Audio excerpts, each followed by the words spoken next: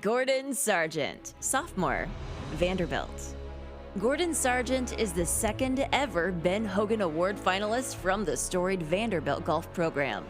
He sits atop both the GolfStat individual rankings and the GolfWeek Sagarin rankings, and is listed second in the World Amateur Golf Rankings and third by GolfWeekAmateurGolf.com. Sargent began the 2022-2023 award season by winning the individual title at the 2022 NCAA Championships. A U.S. Palmer Cup team member, his highlights also include advancing to match play at the U.S. Amateur, placing fourth at the Northeast Amateur, and being one of 7 amateurs to compete at the 2023 Masters. He has 3 college wins to his credit this year, has placed among the top 10 in all 11 tournaments, and carries a 68.13 season stroke average. From Vanderbilt, Gordon Sargent.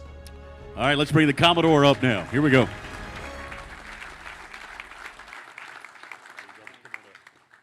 Come on up, Gordon. I'm looking forward to visiting with you. I don't have any castles from where I'm You don't have any from, castles? No. Yeah. But you did create a charity that created a lot of money true. for folks. I Yeah. want to dive into that because you saw earlier we were fortunate enough to give $50,000 to the University of Southwest. We're proud of that. But you created a charity in Alabama that has been quite successful. Tell me about it. Yeah, starting in, I guess, my sophomore year in high school, through the AJGA, we created a tournament called the Alabama Cup, where it was, I believe it was 24 golfers, junior golfers from Alabama, and your kind of entry fee was you have to raise $1,000 for charity. And over my 3 years of doing it, I think we raised about $175,000 for numerous different charities, so that was really cool. And then, yeah, I was able to kind of pass that off to a couple younger kids, so it was kind of cool to see that lasting impact for sure. Yeah, it continues, right? I mean, it's something you started, but obviously your time at Vanderbilt and being away from Alabama was going to hinder it, so you were able to find something that continues. Absolutely. Really, really cool deal to see that kind of golf's just much more than a game. Yeah. Give us some idea as to what charities benefited. Do you know off the top of your head? We had College Golf Fellowship one year. We have a couple guys from there in the crowd here. And then some more that kind of hit close to home, like Alzheimer's, and then some numerous charities kind of local to Alabama. That's awesome, man. Good for you. You went to Augusta this year. I did. Yeah. Tell me how that was.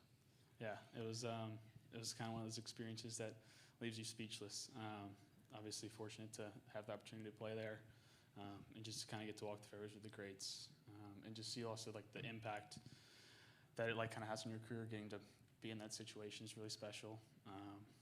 So yeah, it was like kind of one of those, like I said, I don't have too many words for it, but obviously just one of the coolest experiences of my life. I did read where while you were there were some who thought you shouldn't be. Plenty of people who thought I shouldn't be. But it wasn't because of your game. I guess they thought, well, I was there on Sunday just trying to find something, like player dining or something. Nobody believed my credentials, and I was like, I don't know what you want me to do here. Like, this is what they gave me. But yeah, I was mistaken for a couple of drive, trip, and putt participants, so that was a little humbling on Sunday before the Masters. But yeah, once they finally realized like that I was actually playing in the Masters, it was cool to kind of see the reactions. Yeah. You said you were trying to find player dining. What was it like when you're sitting in that dining room with players that you knew you were going to be seeing, obviously on the course, but you've grown up watching? What was that like? You're trying to figure out how you say like hate to him without it like being like a fanboy over here, but it's like I'm like hey Justin, like should I be calling you Mr. Tom? Like I don't know, you know what I mean? So no, it's pretty cool to see kind of the best players in the world out there and be on the same stage as them, but also like it's kind of cool to see that it's not that far away for us three especially. Yeah, I was going to say, when did you settle down? How long did it take you? I got some good advice from Webb Simpson. He said kind of play with some big names in the practice rounds. So I was fortunate enough to get a few good groupings there, so that definitely helped ease the nerves a little bit, but I don't think there was any point where like the adrenaline was zero. Yeah. Well, you played in some big events, obviously, and playing for Scott Limbaugh. He kind of forces competition on you, doesn't he? Give me some sense that I know family and competition are his big things. How does he build that? I will say our first team meeting, I did not know what I'd gotten myself into. I was kind of like, oh boy. But no, it's kind of I think one of our teammates was on a podcast recently. He said it's kind of like a brotherhood, and I guess like right when you get there, you kind of understand what the goals are. And yeah, it's definitely like a culture. There's 10 of us on the team, and we're each other's best friends. So just to kind of see how much we root for each other and have that much trust in each other, especially when it's all led by Coach Limbaugh. There's some stories I probably can't tell, but it definitely just makes us a lot better.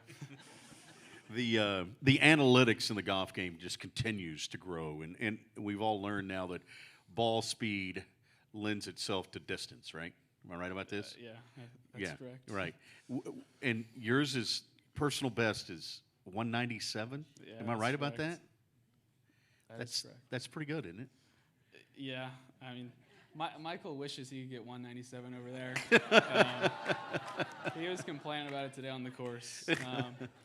But no, it's definitely cool to kind of push the limits and kind of see if there's some gains from hitting it further. Right. But yeah, I don't know exactly what to say there, just because like you obviously got to have some control, but Sure. it's nice to have sometimes.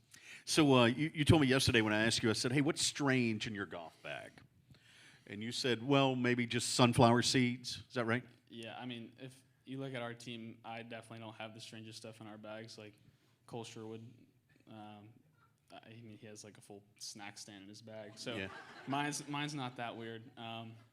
But no, I just kind of sometimes just take some sunflower seeds and chew on them. But Right. maybe it's a little Nashville thing. Coach Limbaugh does it too, being from small town Alabama. But Yeah. I wouldn't say it's odd. Okay. But it's probably a little different. Yeah, so you're not into the like strange flavors of sunflower seeds? Usually ranch is the go-to. So not like strange, Okay. but just not the original. Because I'm going to play a little game with you. I'm going to give you two options, and you pick the flavor. Because these are actual sunflower seed flavors now. I probably haven't had them, but I'll do my best. Little Caesars Extra Most Bestest Pepperoni Pizza flavor. Or Vlasic Dill Pickle. Oh God! You can only get one. What was it? The pizza? Yeah, Little Caesars? Little Caesars Extra Most Bestest Pepperoni Pizza flavor. Gosh, neither. Neither? All right, I'll give you that. How about the Taco Bell Taco Supreme flavor or the Takis Fuego?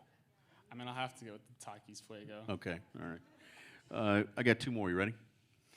Cheeseburger or sizzling bacon flavored sunflower seed. bacon. Sizzling bacon. Bacon on anything, right? Yeah, Bacon's good on it. pretty Yeah. much. Yeah. All right, now you ready for the last one? You kind of already told me though. We'll see. Mac and cheese flavored sunflower seeds or jalapeno ranch. Jalapeno ranch. Yeah. So those are real flavors? Those are real flavors, yeah. Well, Those if are, anyone has any recommendations on if those are good or not, let me you'll know. take them in? Yeah. Yeah. Hey, what is this? What would this award mean to you? Have you studied up on Mr. Hogan? I have, yeah. Kind of picking back off what Ludwig said, and just kind of seeing the history in this clubhouse and hearing about his achievements. You know, he kind of, just because he's not here with us today, it's not as relevant, but just kind of seeing his achievements and all that he's done for the game of golf is really special, and to just be here, but also have your name attached to an award that Mr. Hogan's is on is really special. So, yeah, it'd mean the world just because it's kind of the top, it's the premier award, like you've said, in college golf, and yeah, it's just really special to be here with Michael and Ludwig too. All right, Gordon Sargent from Vanderbilt, ladies and gentlemen.